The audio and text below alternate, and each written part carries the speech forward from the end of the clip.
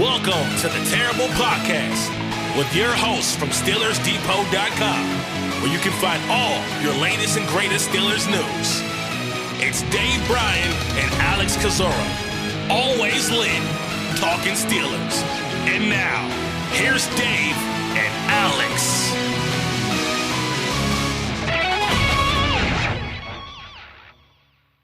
Welcome to the Terrible Podcast, Season 13, Episode 136. He's Dave Bryan. I'm Alex Kozora, SteelersDepot.com. Thanks for being back with us here this Monday, Steelers Nation. A happy Memorial Day to everybody celebrating out there. A lot of people off work with their cookouts and hopefully listening to a little bit of Pittsburgh Steelers talk along the way. Dave, how you doing? I'm doing good on this Memorial Day Monday. What do you got? You got anything special planned food-wise today, or just same old, same old? Yeah, maybe go to the folks' house for a little short cookout. I don't know. We'll see. We'll see what the Steelers do if they keep us busy. Still got that one roster spot open. You're kind of thinking maybe you get a signing today for that second week of OTAs, but they're still sitting at 89. Yeah, they are, and we still don't have a uniform number on Marcus Golden as of this morning. Kind of wondering if he's going to try to buy 44 from Tanner Muse and get Tanner Muse maybe to switch. What would he go to? Like 54, I think, possibly. I think that's an open number. So anyway, going to be interesting. We got a week ahead of the second OTA practices for the Steelers. That gets underway, Tuesday, Wednesday, and Thursday. So we should have a lot more news coming this week. But I think we've got a little bit of sort of quasi news to discuss with Le'Veon Bell being on the Steel Here podcast a couple days. And that obviously created quite a few talking points, didn't it? It did. He kept us pretty busy. And just one quick programming note, Dave and I will be doing our bi-weekly Steelers live stream on my YouTube channel tonight, 7 to 8 p.m. Eastern time. May cut it a little bit short based on turnout. Everybody obviously trying to enjoy the Monday off, but we will have that tonight for you guys. But yeah, Le'Veon Bell joining the Steel Here podcast, and a lot of interesting things to say. It was like a 90-minute interview. Bell talked for the majority of that time. Kind of felt like a little mini therapy session for him. I think the headline story that's grabbing most of the, local media, national media, is that Bell revealed that he would smoke weed often before Steelers games. And, he's not the first player to admit this kind of stuff. Josh Gordon did. Derek Wolfe for the Broncos and Ravens said he would microdose on mushrooms. And so I think in 2023, it's less of a clutch your pearl shock thing compared to maybe where it was 5-7 years ago. Not that we're necessarily condoning it, but that is kind of maybe the big revelation that Bell had to make. Yeah, these many years later, I don't think it's shocking by any stretch of the imagination, but obviously with kind of, what are the exact rules on that now? I mean, the marijuana policy has been relaxed pretty substantially. That was part of the bargaining agreement in 2020 with the new CBA, basically, that got relaxed so the owners could get a 17th game to play. I don't believe you can really get suspended for it. I'm not even sure if you get put in the substance abuse program if they even test for it, but my understanding is not exact, but obviously it's very much relaxed, and you're not going to get basically in trouble for smoking weed. Yeah.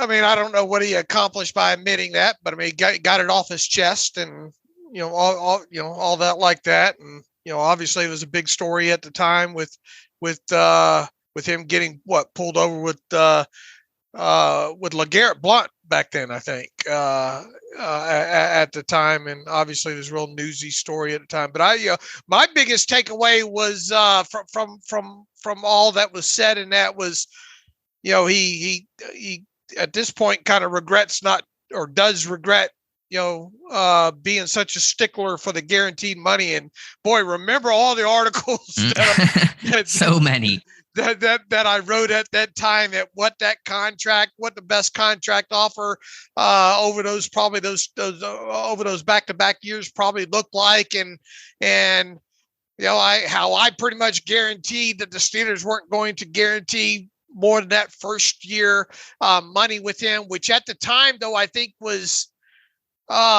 what did we determine, and what eventually came out? Something like the first year was going to pay him around $20 million total, I think, between signing bonus and first year base salary and all like that. And obviously that would have been the only thing guaranteed at the time. But I remember writing several in several different posts at the time that, the Steelers have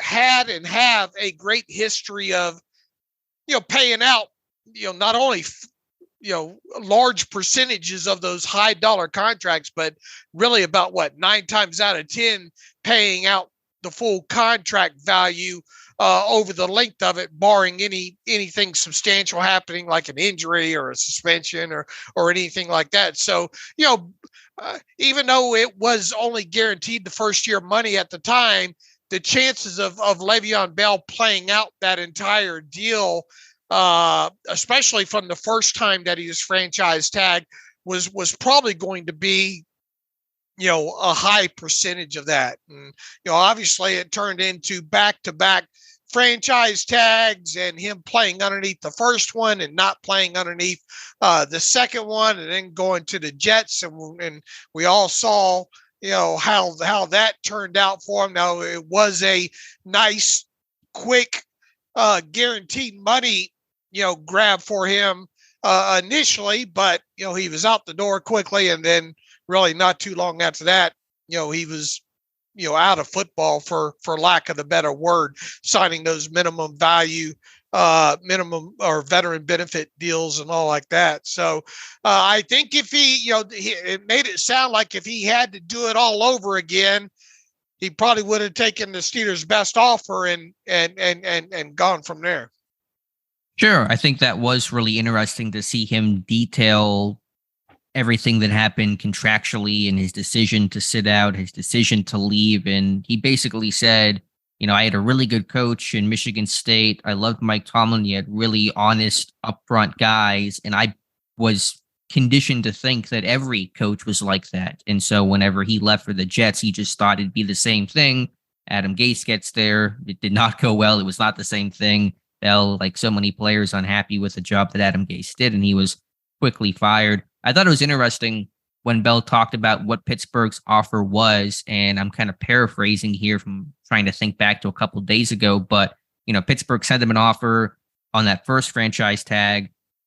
Bell declined it. They tag him. He plays. The next offseason, the tag goes up, but Pittsburgh sends him the exact same offer. I think it was, $13.3 million per year or something to that effect. And so interesting, maybe that's another reason why Bell sat out that second time, because Pittsburgh never bumped up their offer. Yeah, well, there's a whole. I can see, tracking this as long as I have, I can see both sides of it, especially going all the way back then, where Sure. It was quarterbacks only getting the guarantees. Roethlisberger specifically getting the guarantees past the first year.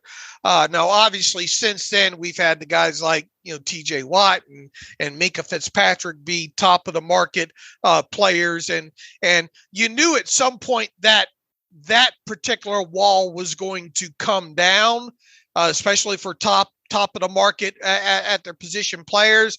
And at the time, technically, I guess Le'Veon Bell was top of the market player, but it was way too early for them.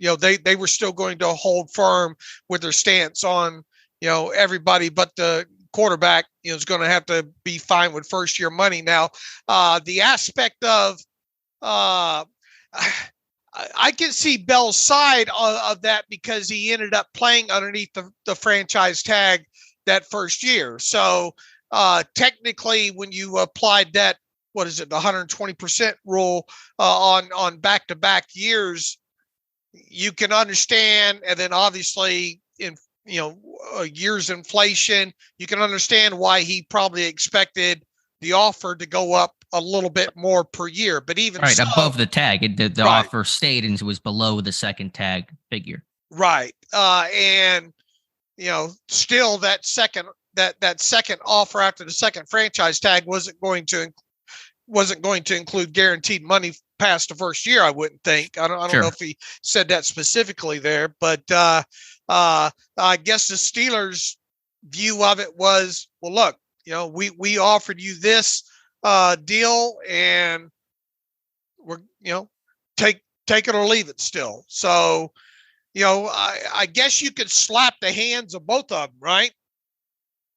I mean, to a degree, obviously, because the deal didn't get done. I'm not trying to be hypercritical of necessarily either side. I mean, I think I understood Bell's position, and I think we can all look back, and hindsight's always 20/20. And from Pittsburgh's point of view, they probably said, well, the market didn't change, and we're kind of in a unique situation, tagging a guy back-to-back years, so we're not going to keep raising against ourselves here, and we're just going to give you the same offer we gave you last time. But yeah, you do wonder. I mean, essentially, the reason why Bell left, and I don't think it was a shock at the time, but just to hear it now, is that it was over the guaranteed structure in Pittsburgh not guaranteeing anything past the first year. The Jets did, and that's why he left for New York. So that is the simple one-sentence answer of why Bell went to New York.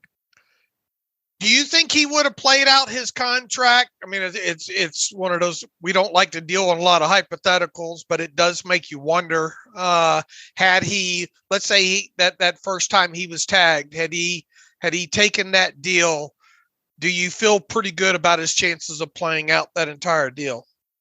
It would have been a 4-year contract. Oh, would that have been the number? Because he signed 4 years with New York, I believe. I'm having problems. I wrote about it. So it more than likely was going to be what was the first year of the franchise of the tag with him? 17. 17. I view it as probably being a contract running 17, 18, 19, 20 through 2021. So 5 years in total. Okay. Because that's the longest that you could stretch out the signing bonus and all, so it would have made sense that would have been a 5-year in total. Now, after the first year, did they lower it to just a 4-year? I still think it probably would have been another 5, another 4 years on top of the franchise. I think Bell said it was the same exact contract the second off season. So it would have been 5 years in total, Mm-hmm. Yeah, you get to year 5. I'll put it this way, because the Jets were guaranteeing the first 3 years. Is that what Bell said? Do you remember? No, not off the top of my head. I want to say it was the first 3. Bell would have gotten that far in Pittsburgh. And so from there, in year 4, you're on non-guaranteed in New York and in Pittsburgh. So would have Bell made it to year 5, given the running back position, given Pittsburgh was more than happy to run this guy into the ground as a true, rare workhorse type of back? Who knows? But all I think about with that, and I think Bell thinks about that, Steeler fans think about that, is what if he had stayed in Pittsburgh, what that career would have looked like. I don't think it's a stretch to say that, assuming he stayed relatively healthy in Pittsburgh and re-upped, he would have been on a Hall of Fame track had he stayed in Pittsburgh and not bolted to New York. Well, even though, those first couple of years he was on that track, right? At least I remember writing about him compared to, I think it was Eddie George or something at the time. And he certainly was, because, he obviously was good out of the backfield and all like that. And as far as an all-purpose running back goes, he had a nice pace at that point for sure. So, and once again, had he stayed healthy, and they were able to keep that line together a couple more years, right? So, it does make you wonder. I mean, now would he have been thrown on the pile after the 5th year? I mean, it's quite possible, right? Mm-hmm. But if you have like 4 good years from 2017 through 2020, whatever it is, I mean, if you can make, 3 Pro Bowls and 3 All-Pro teams or something like that, I mean, you're going to be in that conversation. I mean, how in the old days, it seemed like running backs would play for 10, 12 years, the great ones, right? Sure. But nowadays, I kind of wonder now moving forward what this, past the Adrian Petersons and past, who's another, Frank Gore. Yeah. He's like son was about to play with him in the NFL. Right. What does this do to running backs, the future of running backs now in the NFL as it relates to the Hall of Fame conversation. I mean, we can both probably agree at this point. I mean, Le'Veon Bell's probably not going to get in the Pro Football Hall of Fame, right? No, he has no chance. Okay. Who are some of the more recent running backs, say from the time that Bell entered the league till now, that we're going to be potentially talking about as Hall of Famers, and how many years will they have to play in the NFL to do that? Because we talk about the fungibility of the position nowadays and all like that. I mean, it seems like these backs come into the league and then they're, obviously you still got Derrick Henry around right now. But these guys just don't last as long. Yeah, I mean, in terms of the names, it's Derrick Henry. I mean, you could talk about Nick Chubb if he continues his career arc. I think what happens is teams just start to assume even before a player breaks down that they're going to break down. And so they don't give the second contract, and the player just kind of begins his journeyman phase of his career where he just kind of bounces from team to team. So, yeah, I don't know if our lens in terms of who is a Hall of Famer may change, because these guys might be playing fewer years. They're seeing less time. Committees are more common. So the volume stats aren't there like they used to be at 300 plus carries consistently. So I don't know how it's going to look, but it certainly has shifted. Boy, remember how Todd Gurley came onto the scene too? And then boom, it seemed to be gone in a month. And I'm trying to think now. I mean, who even in today's NFL, who are some of the longest tenured running backs in the league? I mean, Derrick Henry's got to be up there, right? Yeah, I can pull up who has the most career carries of running backs right now. Henry's one of them. But yeah, you don't necessarily have that shelf life anymore. And really back to kind of your point that you made, had he signed and stayed with the Steelers and stayed relatively healthy, he would be up there in today's lens of running back production, and thus probably, I don't know how it would have been compared by the voters with today's running back versus yesteryear's running back, but I think it's fair or plausible to think that maybe he would have had a chance at the Hall of Fame.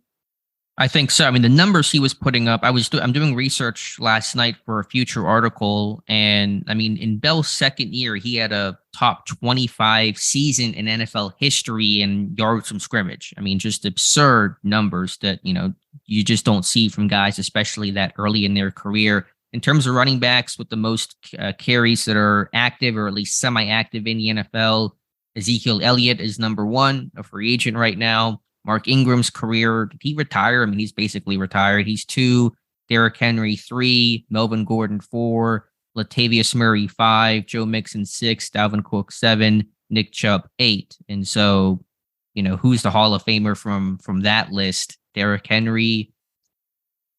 Does it feel like Derrick Henry's a Hall of Famer? I don't necessarily. I always ask myself, do I get that initial yes feeling when someone says a guy's name? And I don't know if I get that with Derrick Henry, but obviously he's still, playing and can add to his numbers. Right.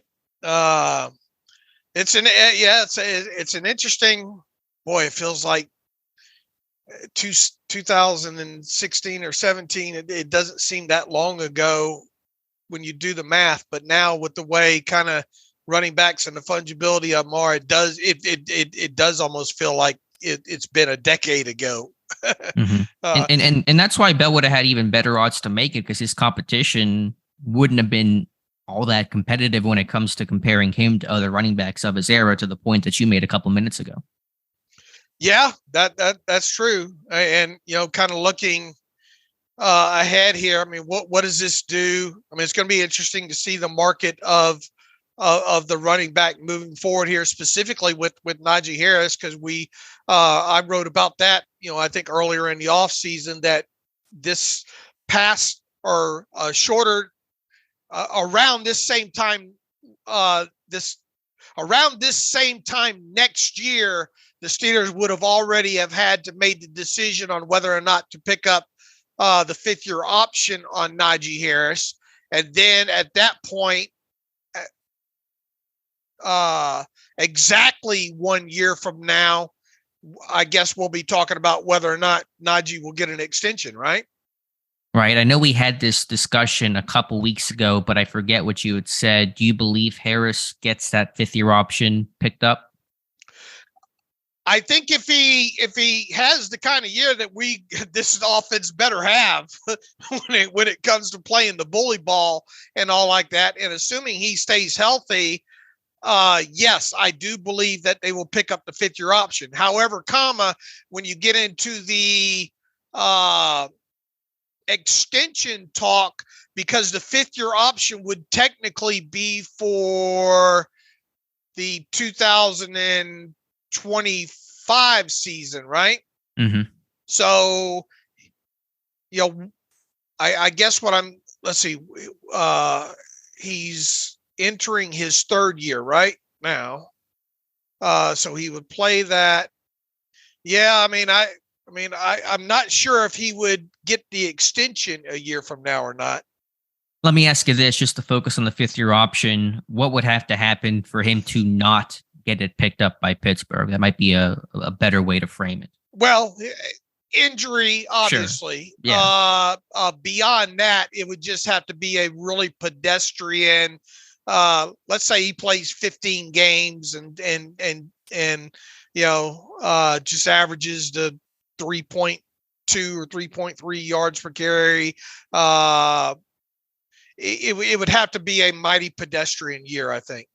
Okay, fair enough. I'm with you, basically. I think right now he's in position to have it picked up, but, it's not, don't write that in pen quite yet.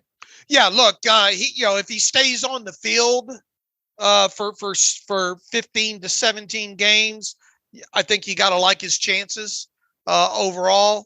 But anything less than that, I think you really have to look at look at it. I don't think it's guaranteed. In other words, I wouldn't bet my house on it right now. I like his chances. Now, as far as an extension past that, I think it all depends on the kind of season that he has.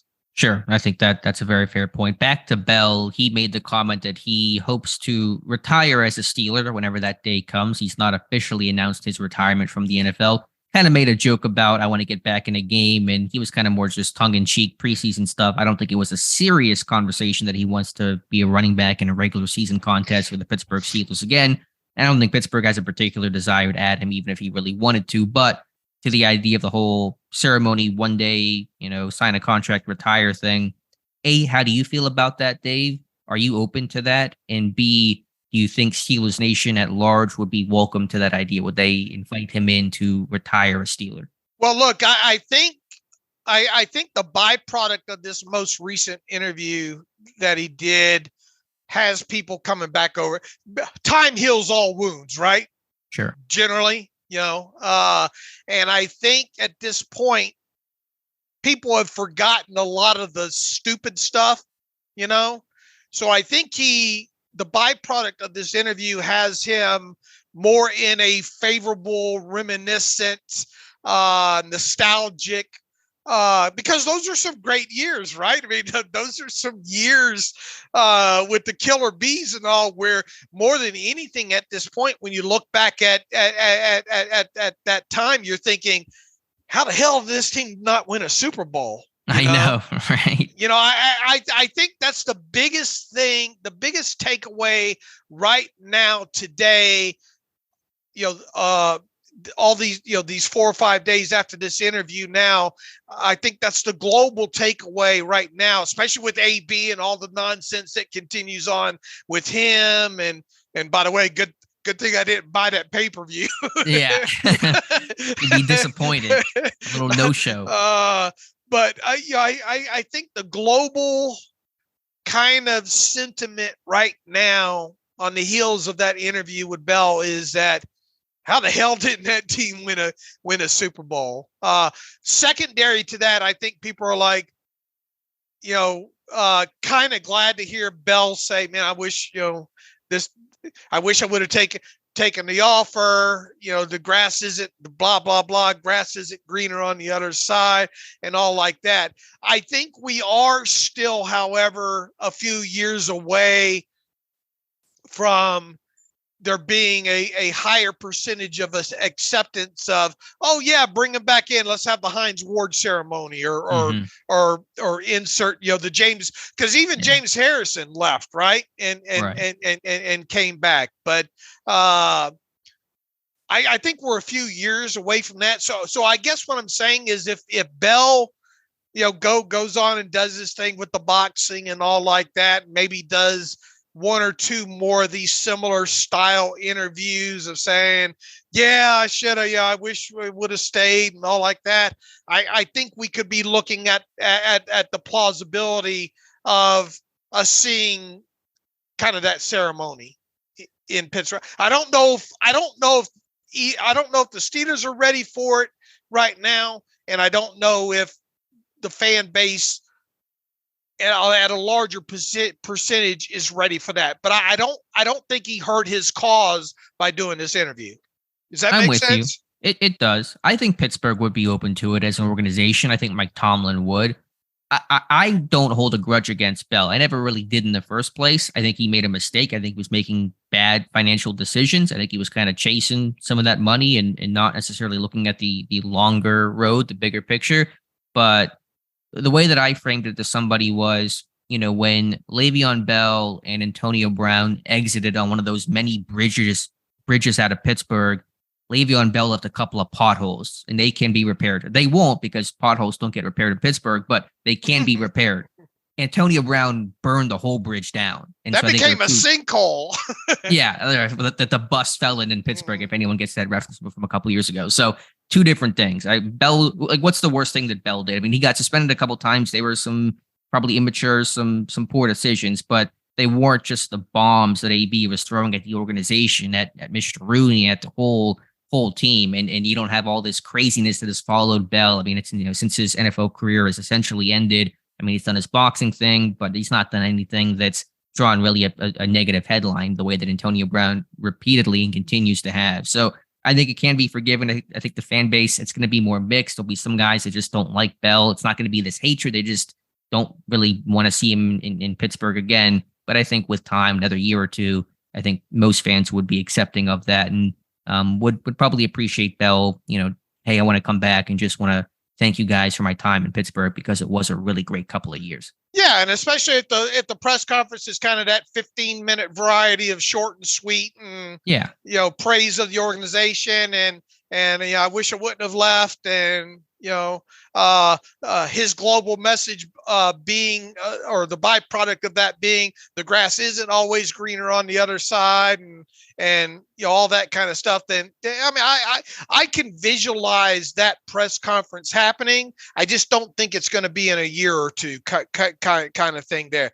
Look, Bell still has me blocked on Twitter because I was very upfront, and it was nothing against him overall. It was just, my job is to look at this stuff and analyze it, and especially contractually and all. And at the time, I think he was asking $15 million per year, new money average. And in so many words, I wrote that he wasn't going to get that from the Steelers, and he definitely wasn't going to get guaranteed money past the first year. Mm-hmm. And he didn't on either accord. I wasn't trying to be.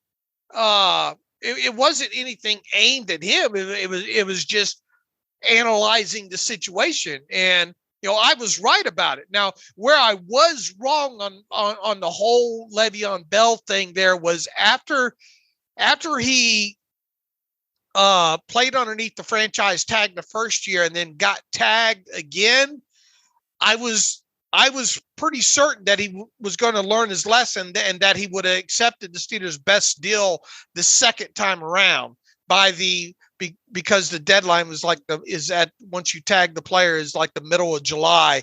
Mm-hmm. And then if you don't take it, you have to play underneath the tag at that point moving forward there. I was pretty sure after he was tagged the second time and the closer we got to that middle of July deadline, I was fairly certain that he would have, wised up and taken the deal at that point. Well, obviously he didn't, and then he sat out. And we know how things transpired there. But everything that I wrote at that time was more analysis, and it wasn't aimed at him, the person overall. But obviously, they athletes see that as an attack, right? Mm-hmm, sure. And look, I mean, I praised that kid out of the chute, and wrote, before he got into the whole contract situation, quite a few articles like we said, that this guy's on a Hall of Fame pace and all like that. So it's just once again, I think I go back to after, hearing that interview the other day and all like that. My main takeaway, and probably several listening to this podcast as well too, was, how the hell did and obviously there were injuries in there, and he talked about that and the whole Burfict thing. And, right. and obviously you go back to that year that they ended up having to play the Patriots in the AFC Championship game, and, not having Bell for that. And man, they were down. You go back and you look at the active roster for that game with the, who is the wide receiver? Kobe Hamilton. Yeah. Catching like a late touchdown pass or something. And at the time you had yourself believing that this team had a chance, but I mean, they were down too many pieces at that time, and there was just no, against Tom Brady and company, and there was just no way they were going to win that game. But I think once again, my overall takeaway was, man, that team, had they been able to stay healthy, it makes you wonder why they didn't win a Super Bowl. Yeah, their success was disappointing because of the talent they had, but there were a bunch of injuries in the playoffs. I think didn't AB get a concussion, and I think Ben was probably beat up at some point, and Bell, repeatedly had a couple late season or postseason type injuries that I think hamstrung this team. But yeah, it's a bunch of what ifs with all those guys. It sort of feels like, what if AB hadn't gone off the rail? What if Le'Veon Bell would have stayed? Could you have really made it? Had you just put together 1 year where everything went right, you got lucky health wise, could you have made a run? I think this team certainly could have. The only thing I can't figure out from Bell's side is I still don't really understand why he sat out the entire 2018 season. I was that just him kind of sticking it to the Steelers. I mean, you turn down, $14 million on a tag to sit out. I know there's the whole preserve your body, not risk the injury aspect. I don't know if I got an explanation of really why he decided to actually sit out the entire season. Yeah, I think he was looking at it along with Adisa Bakari, his agent at the time, was more of, well, we've got money in the bank at this point because they had played underneath the franchise tag the previous year. And, is it worth it that if I got injured, all of it goes to crap, at that point. So we risk a lot of future money at that point. Whereas if we just sit out, we're probably going to get paid anyway. Yeah. I mean, he could have made that same calculation in 2017 though, but he played under the tag that year. I guess he just didn't want to do it again. Right. So fair enough. Anyway, and I know we're talking about Le'Veon Bell a lot here, but right. there's really not much else to talk about on this Monday. If there was, I promise you we'd be leading off with it. Well, look, I think it was a great interview overall. Yeah. I think it was a good podcast. I think the timing of it was perfect and all, with the NFL news cycle and all like that. And I thought there were some very interesting stories of it. I like probably most listening to this right now at this point, you probably came away with that with Le'Veon Bell being in a lot more favorable light than he was going into the interview on top of it. And now he's probably going to have a little bit of support when it comes to his boxing career and about his potential future of him retiring as a Steeler and that kind of thing. So from a PR standpoint, especially his own, I think he did a good job.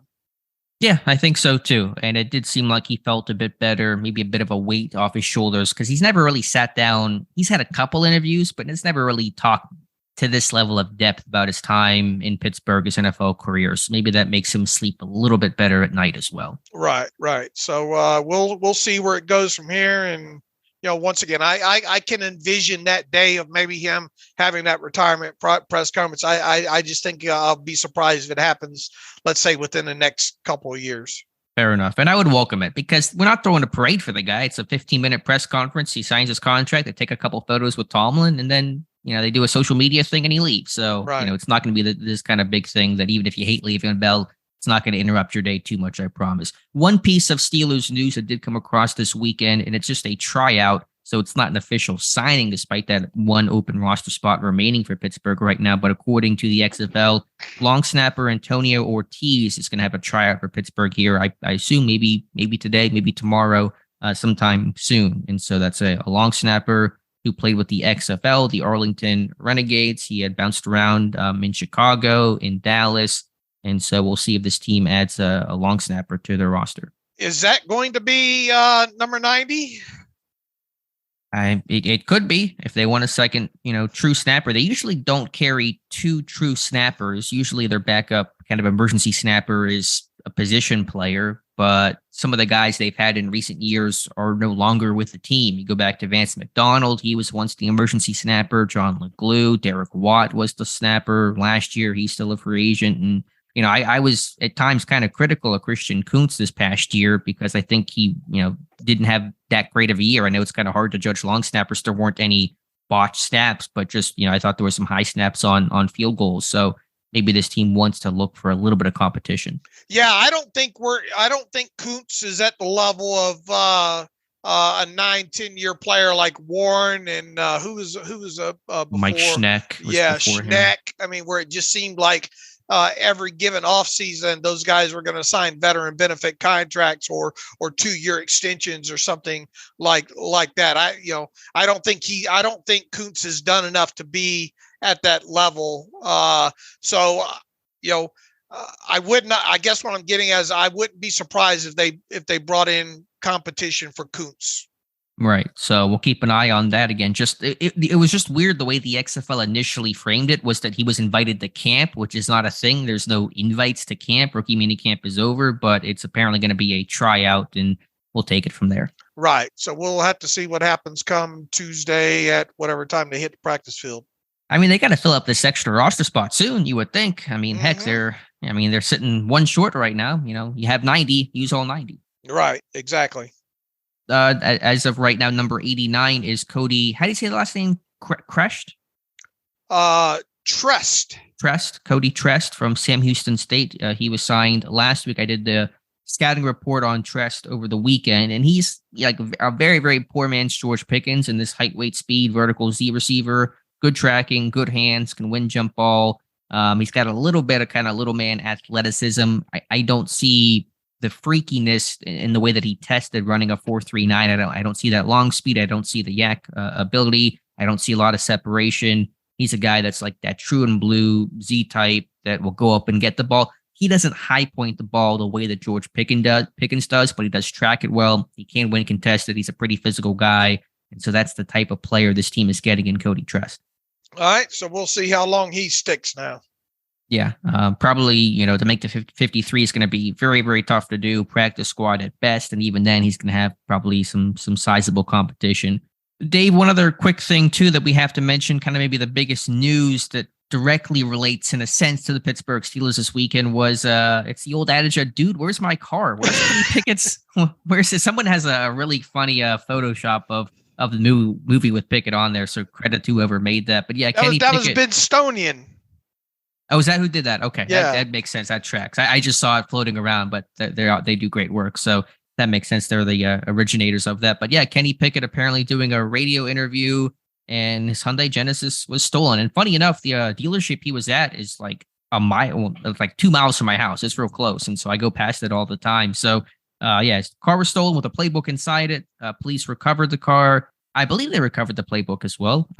So yeah, Kenny Pickett, that's a heck of a week. Way back when I lived down in Florida and all, and obviously one of the closer teams there was the New Orleans Saints, and it's back when the Saints weren't very good. The old joke was, if you go to New Orleans for a Saints game and you don't feel like going to the game, don't put your don't put your pair of tickets on underneath the windshield wiper of your car, because when you come back, there'll be 6 others in there. And I say that because the playbook being in there, surprised they didn't recover that and find Randy Fietner's playbook in there along with. Well, good news is the suspect didn't find the playbook because it's so small they couldn't actually see it in there. So that was good. There are a couple of funny jokes floating around over there. You had to think at first he thought somebody was playing a joke on him, right? I mean, right. I can't wait to hear the next interview with him when he's asked about that, because he's probably going to think, and he does kind of have that dude, where's my car kind of personality as well too. So he probably was like, dude, where's my car? And probably thought one of his Pitt brothers or somebody did something with it. But I guess all's well that ends well. I don't think the car was, at least from what I've gathered, wasn't damaged or anything like that, and got the playbook back. So it becomes a story to tell. But it will be interesting to hear the next time he does get in an interview, what kind of his initial reaction. I'm willing to bet he thinks somebody was playing a joke on him, but it ended up being no joking matter. Yeah, they did catch the suspect. He's arrested. I just have 2 questions. A, how does this guy manage to steal Kenny Pickett's car in a dealership with presumably a lot of people around? I mean, I don't know where his car was at. And then 2, was it an actual playbook? Because usually they're on iPads these days. They're just electronic. So do you think it was an actual paper playbook, or do you think it was his iPad in there? It sounded like it was a paper playbook, but that's pretty old school. Yeah, that's a good question. I guess we don't know the specifics on that. I would think they would probably be locked in some way, form, but maybe it was, I don't know, maybe it was a folder or binder or something like that. I just don't know on that. So yeah, and I only say that because if it was an iPad, it's probably harder to actually access. Although it seems like the suspect did not care that did not care it was Kenny Pickett's car. Could care less about the playbook. But if it was electronic, then it's probably going to be harder to obviously look at and see than if it was an actual paper playbook sitting back there. And what was the type of car? It was a Hyundai Genesis. Yeah, not the car I thought Kenny Pickett would drive, but that is a reasonable car. He's not splurging on something crazy. Kenny Pickett, man of the people, right? Something like that. So, yeah, crazy story there. One last thing to note here, Dave. Mike Munchak was speaking on The Fan last Thursday. I believe they have the football camp they have every year in Pittsburgh, and so he does kind of an annual interview with those guys in Pittsburgh, and nothing earth-shattering, but Munchak did confirm, hey, I still want to coach in the NFL. He's been out of the league all last year, said he took care of some health-related stuff, got a knee replacement or 2, and he's feeling good right now and wants to get back into coaching. Will that be in Pittsburgh? I mean, he had nice things to say about Pat Meyer, the Steelers offensive line coach, and so, barring the Steelers O-line looking like a disaster in 2023, Meyer should remain as the O-line coach, and so I don't think Munchak's going to come back to Pittsburgh, but he does want to coach somewhere in the NFL, hopefully next season. Well, I think everybody would be listening to this would be open to a Mike Munchak return in some capacity. Here's the disclaimer to that, though. If Munchak becomes part of this coaching staff in 2024, that probably means things on offense didn't go the way most envisioned it would, right? And it would mean probably Pat Meyer being out of a job. Yeah, which means probably something really, really bad happened, because for Meyer to go from, hey, he's done a good job, to fired in a year probably means disaster happened. And like some people said, can you make him an assistant, a consultant, replace John Mitchell as the assistant head coach, give him that title, with the head coach title, is Munchak going to really get to work with offensive linemen in that way? Maybe not as much as he would like to, obviously. And then if you brought Munchak in, it's kind of a middle finger to Pat Meyer, because you're bringing in a Hall of Fame, great offensive line coach in Munchak, and might be harder for Meyer to really get these guys to focus on him when Munchak's right there. So I don't know if that's a fair dynamic to Pat Meyer. Yeah, my main takeaway, and look, I mean, if Mike Munchak says he wants to continue coaching, there's nothing to lead me to believe that he wouldn't be welcome back in NFL circles.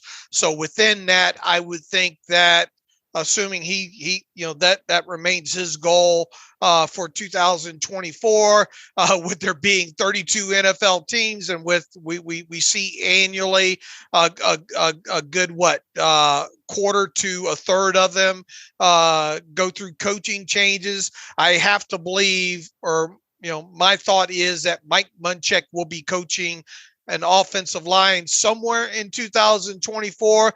And once again, if it is in Pittsburgh, it's probably because things did not go well at all in 2023. Right, but he should be somewhere if he wants to be next year, which it appears that he does, because he's still one of the best offensive line coaches in football. And if he's not coaching in the NFL, then offensive lines across the league are worse off because of it. Right, I would agree. All right, Dave, any other thoughts here? Anything else in terms of Pittsburgh? Again, pretty quiet week. Calvin Austin saying he would he's open and confident to be a return man in Pittsburgh, not earth-shattering there. Although he didn't do a ton of return stuff at Memphis. A little bit on punts, nothing on kicks. He did have one crazy punt return against Mississippi State on kind of a wacky play, but I assume he's going to be very much in that mix, and kickoffs may matter even less because of the new fair catch kickoff rule. But in terms of punt returner, you got Olszewski, you have Austin. Anybody else who might be in that competition? Yeah, I was trying to think on the fly last night when I was writing this up about him and all, who would be in serious contention. Obviously Sims is left via free agency. Gunnar Olszewski's time in Pittsburgh is probably entering its final stages, barring injury. I mean, Gunnar would have to be near flawless. I guess the couple of the young Bird, right? Right, Jordan Bird will be in contention to have a Stefan Logan type kind of preseason and summer as far as that goes. But and then I mean, I think you hit on it. It was the big thing is, as even after he was drafted, we were kind of wondering, could Calvin Austin potentially be the Steelers' return man in 2022? Well, then, you get to into March, or even before that, was when they signed Gunnar Olszewski, right? So, right. But, Calvin entered the NFL, even though he looked good on the few punt returns that he had, he didn't return kickoffs, and his resume when it comes to punt returns in general isn't that, big. So he's got a lot to prove. But within all that, I mean, you would feel like he's going to be first up, right? Along with Gunnar. I mean, it's going to be him and Gunnar, at least initially, you would think, competing for it. Yeah, I think so. Let me give you the case for Gunnar Olszewski for just a moment. Let's say Calvin Austin does not look comfortable or competent in the return game. Does Gunnar make it just because who else are you going to have back there? I mean, if a Jordan Bird were to explode and have a couple big run backs, he will vault himself in the conversation. But if you wanted to make the case for Gunnar, I know obviously last year's return guy didn't go well. He got replaced by Steven Sims, but Sims is gone.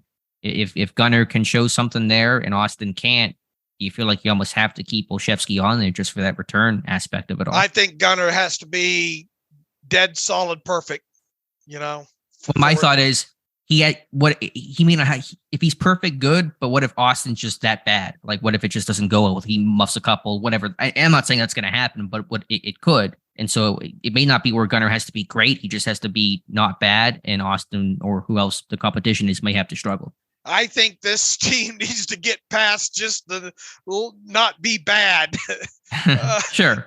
I mean, look, last year, and look, for Sims provided a couple of splash plays last year, right? But even he, over a season's worth of time, probably not ideal. I mean, this team, when it came to punt returns as a team last year, averaged 5.9 yards per return, and I think that ranked them 30th in the NFL.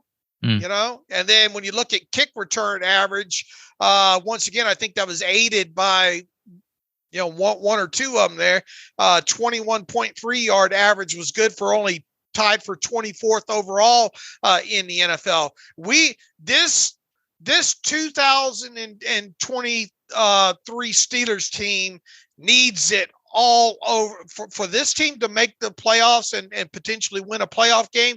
They're going to need it from all three phases this year. So special teams has got to have their flag planted in this a lot better than what it's been the last couple of years. So I guess what I'm getting at is if not awful is the bar, well, then you need to go outside the organization and go look that way. That is a really good point to think about in terms of what this team could add, less so likely on a trade, but in terms of cut down a potential return guy. And the good news with Austin is that although he hasn't done kicks, I think he can. He's got the skill set to do it, and It's going to matter less because you're going to get a lot of those fair catches this year. He's done some punts, and punt returners are still going to be, pretty valuable overall. But yeah, I mean, I would think right now it's Austin versus Olszewski versus a bit of Bird. McFarland can do kicks, not punts. That's not going to be enough value for McFarland to stick. So you really hope though Austin can be the guy, because if not, it's going to create some awkwardness when constructing your roster. I'll leave it at this: the best looking ugly girl's not going to cut it. Well, speak for yourself over there, Dave, because my philosophy is a little bit different than yours, I guess. Anyway, yeah. Anything else here, Dave? I forgot to mention just one thing with Trest. He went to high school with Braden Mann, the Steelers punter, claimed off of waivers. They were high school teammates, but that's a very random, pretty much irrelevant fact. Any other Steelers related stuff? TJ Watt's heard good things about Marcus Golden. That's always good, I guess.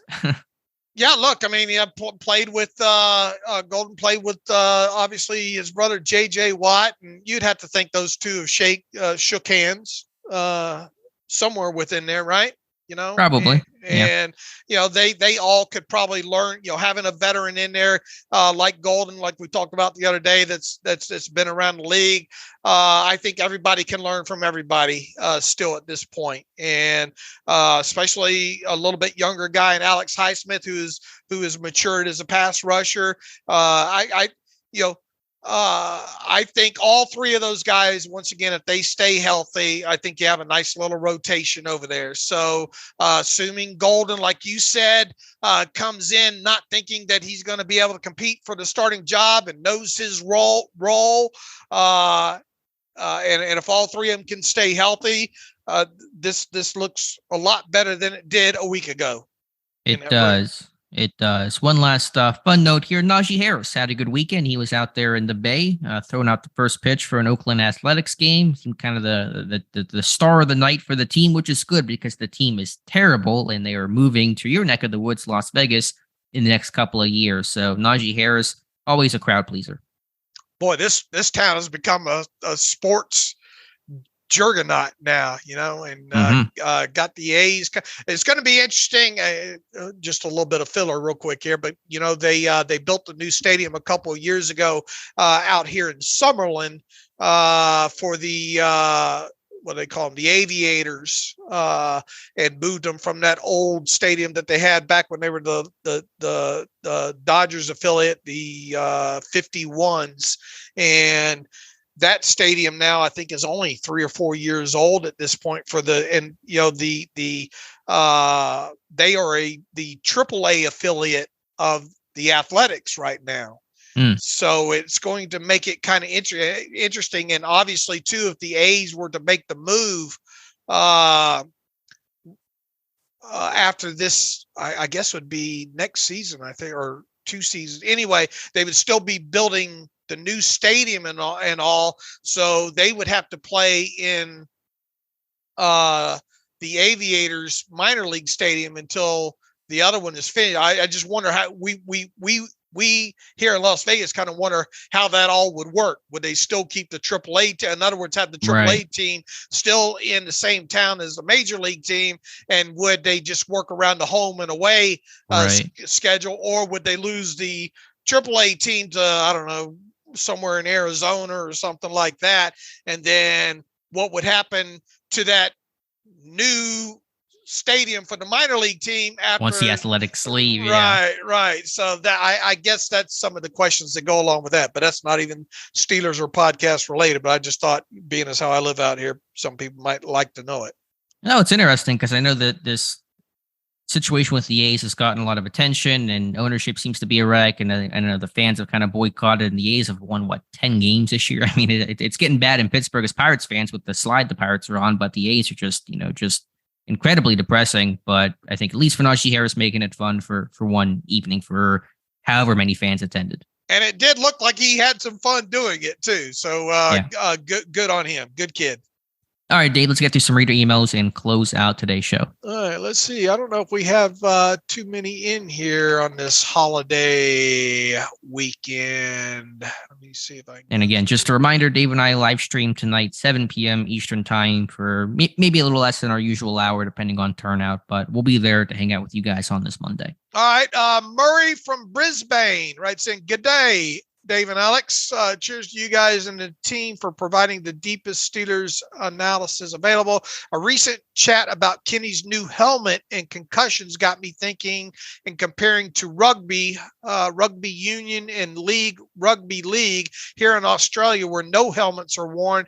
He says, I believe concussion stats are significantly lower in both league and union. Would the NFL ever consider no helmets? He says also league state of origin, Queensland versus New South Wales. First game is on Wednesday night here, Tuesday for you guys, which is always an absolutely epic battle. Will you guys watch? Keep up the true blue, fair dinkum work. You guys are bloody legends. Go the Cane Toads in Queensland. Well, first and foremost, it's always exciting to get emails, not only from listenership, but from those that far away and all in Australia there. So no, I'm not up on my rugby at all. It is interesting that you state that concussion stats are significantly lower in both those leagues. No, I do not believe this. The NFL would ever consider going the no helmet route. But I do find myself wondering from time to time when these stats, and I said this the other day, is, man, I kind of envision helmets being a lot more safer than they are now.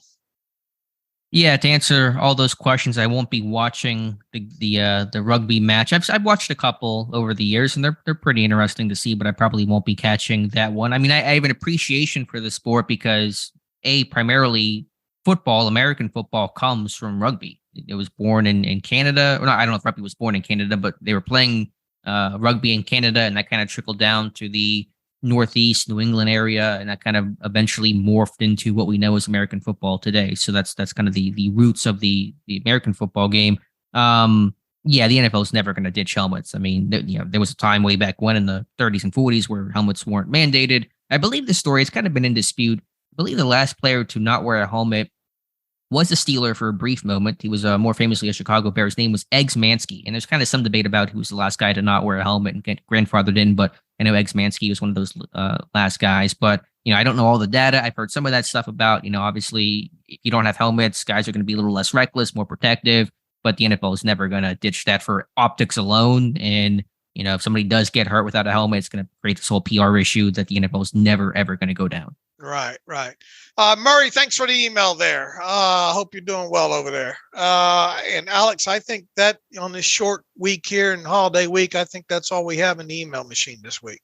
All right. So we'll come back Wednesday. Should have more to talk about Wednesday, Steelers OTAs, Tuesday, Wednesday, Thursday of this week. And so we'll come back and see if there is a number 90. Maybe it's Ortiz, the long snapper, maybe somebody else. And we'll recap it all for you guys. As we wind up this show too, let everybody know that we've, for the time being, we have moved the podcast away from Spreaker to Spotify. Obviously, Spotify is a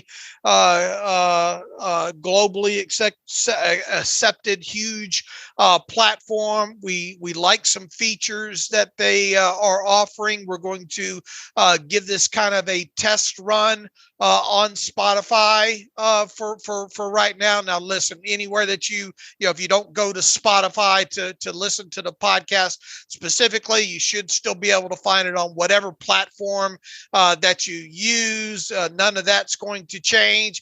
However, if you have been going to Spreaker specifically to listen to the podcast, you're not going to be able to do that, at least for the time being. We're not opposed to moving it back to Spreaker if things don't go the way that we hope that they'll go on Spotify here. But I just want to give everybody a heads up, and it would be helpful if you went to Spotify. I know a lot of you listen directly on Spotify because you listen to a lot of podcasts there and music and all like that. So in the meantime, if you want to go to Spotify specifically and start listening to the podcast, fine. We encourage you to do so.